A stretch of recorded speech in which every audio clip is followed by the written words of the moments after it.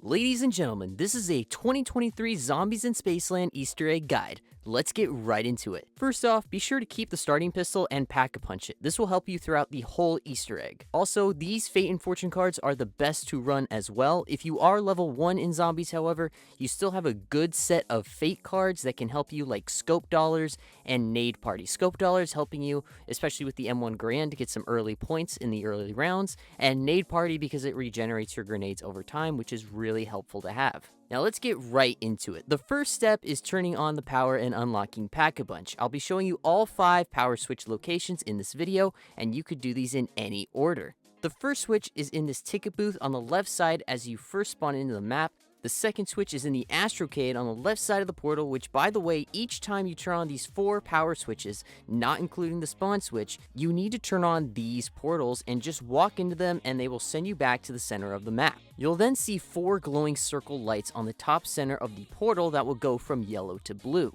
After you've taken a portal, the light will go blue and so on and so forth. The third power switch is past the rocket trap in the Journey into Space area, and the fourth power switch is in Kepler on the left side. So you'll open the door here, go up the stairs, and you'll see the switch right in front of you. The last power switch is inside the Polar Peaks area upstairs, right next to the Quickies perk. After you turn on all power switches and have entered the portals in those key areas, you can then start building the Seti-Com. There are 3 parts for this Seti-Com, which consists of a calculator, a boombox, and an umbrella. I'm going to be showing you all 3 spawns for each part, starting with the calculator. The first spawn for it can be on this yellow bench right next to Pack-a-Punch here. The second spawn can be at this yellow table in Kepler area upstairs on the right side of Bomb Stoppers. And the final spawn can be on the top of this trash bin in the Astrocade right between these arcade machines. The second part is the boombox. The first spawn can be right behind this ice cream stand on the bottom bridge going from spawn to the middle of the map.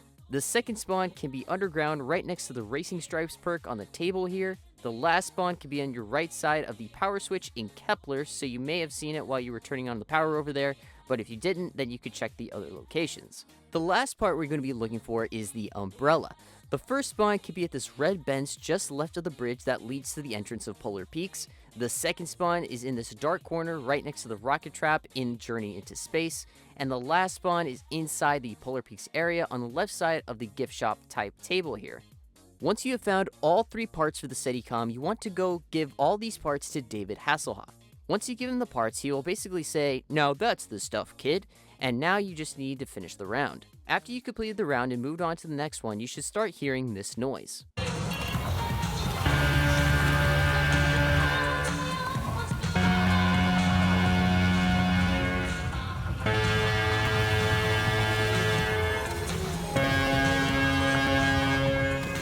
Once you've heard that sound, you want to go back to Hasselhoff and he will give you the fully built Seti-Com. When you have gotten to this point, I highly recommend you get somewhat set up. Upgrade the starting pistol, buy both Tough Enough as well as Bomb Stoppers, and while you're at it, build one of the 4 wonder weapons. I'll leave a guide in the description from Mr. Raffle Waffles, who made a whole video of each wonder weapon that you can build, and if you're playing solo, you only need to build one of them. In co-op, it depends on how many people you have in your game. So if you have 2, you build 2 wonder weapons. If you have 3, you build 3, and so on and so forth. The next step is to do 3 Seti-Com defenses around the map. I'm going to be showing you all 7 locations where these defenses can happen. The first spot is in the Journey into Space on this blood right on the floor here. The second area is on the exit from the bumper cards next to the magic wheel, as it was in my game. The third spot can be underground where you found the boombox. The 4th spot can be right next to the entrance to Polar Peak. The 5th spot can be inside Polar Peak, right in the middle here. And the 6th spot can be in the fountain area next to Bang Bangs.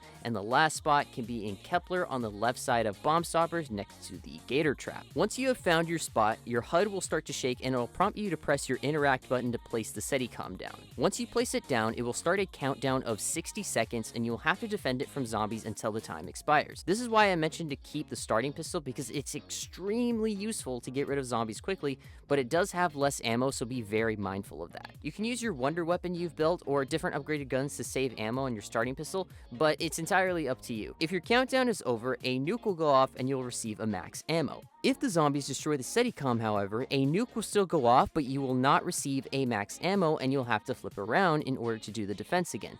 You'll also have to get the Seti-Com from Hasselhoff again and place it in the same spot you failed at. I would also recommend you get this step done as soon as possible because in the later rounds it becomes really difficult and messy. After you complete the first defense, you then want to flip around and go find the next location. Note that if it is a clown round, you cannot do the defenses during those rounds.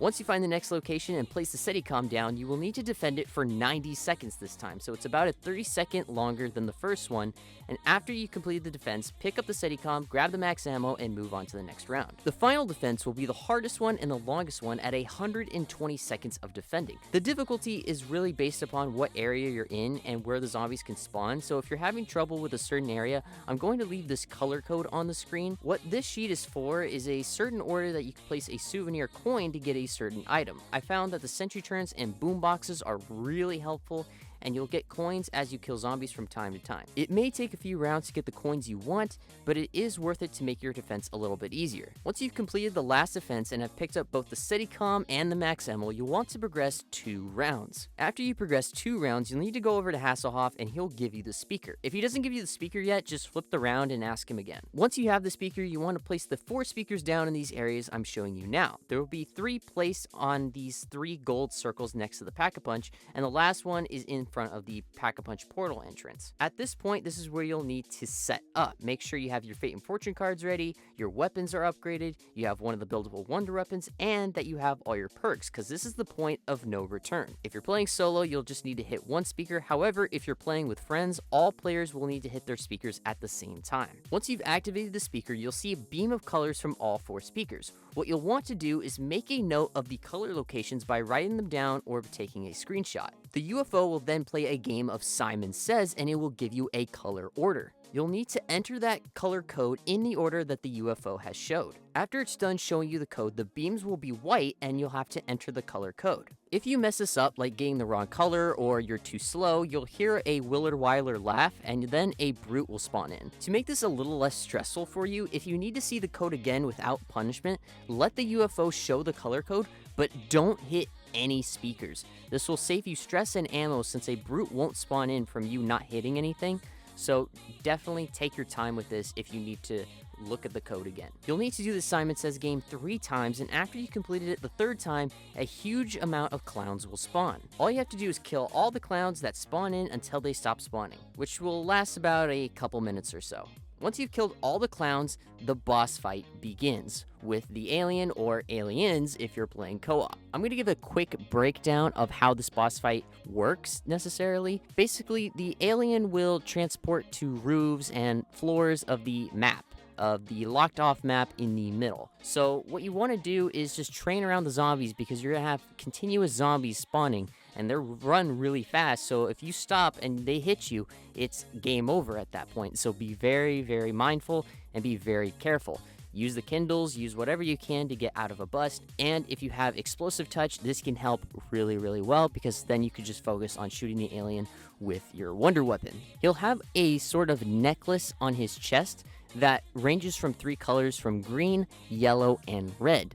That's basically his health bar, so you want to continuously shoot him with your wonder weapon until his necklace is red. And keep note, because once his necklace goes red, he will be then on the ground floor, and then you have to melee his backpack to take one of the fuses. Now, this could be random at any game. Sometimes he'll just crouch without making a shield bubble, so do keep in mind if he does that, you have to be really quick about this, otherwise he'll just stand back up and he'll get his health back. If he does put a shield bubble, you won't be able to do anything. You have to wait until he crouches down.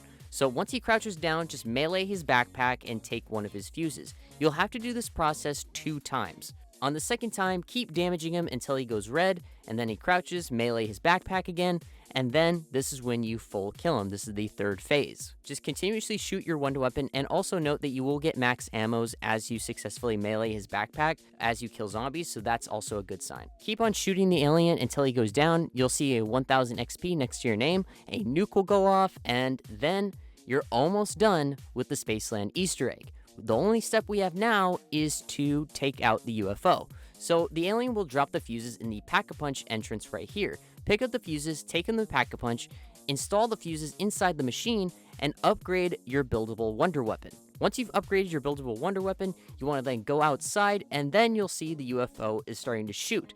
But what you want to do is make sure the UFO is on top of the Pack-a-Punch portal, and then shoot these blue beams on the Spaceland sign. Save the last one until the UFO is on top, because sometimes in a game, the UFO could be at spawn and the laser doesn't reach there, obviously. So definitely keep that in mind. Be patient with this because it does take a while. It does vary from game to game if the UFO just randomly spawns on top of the Pack-a-Punch portal, or if he spawns at spawn, and it might take like a few minutes or so to move from point A to point B. However, if he does go on top of the Pack-a-Punch portal, shoot that last blue beam on the sign, it'll then charge up a lightning attack, shoot up, and it'll blow up the UFO, crashing into Polar Peaks, and voila, the soul key is yours, and congratulations, you've completed the Zombies in Spaceland Easter egg. I hope you guys found this guide really useful. If you guys did, be sure to leave a like. Also, comment if you guys have any questions about anything in this Easter egg. I'll be more than happy to read the comments and respond. If you guys have any concerns, questions, or if you're looking for friends to help do this Easter egg, definitely pin them on in the comments. But that's it, guys. I hope you guys enjoyed this video, and I will see you guys in the next one. Peace out.